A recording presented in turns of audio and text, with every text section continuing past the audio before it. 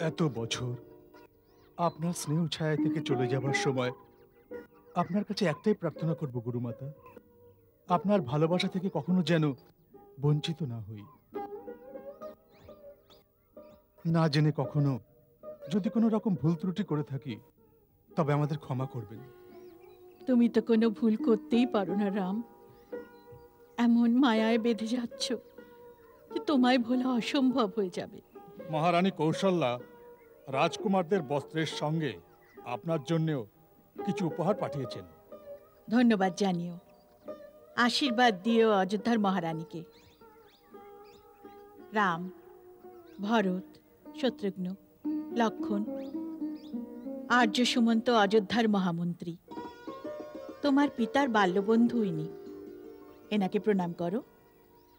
প্রণাম আর্য সুমন্ত, দীর্ঘজীবী হও।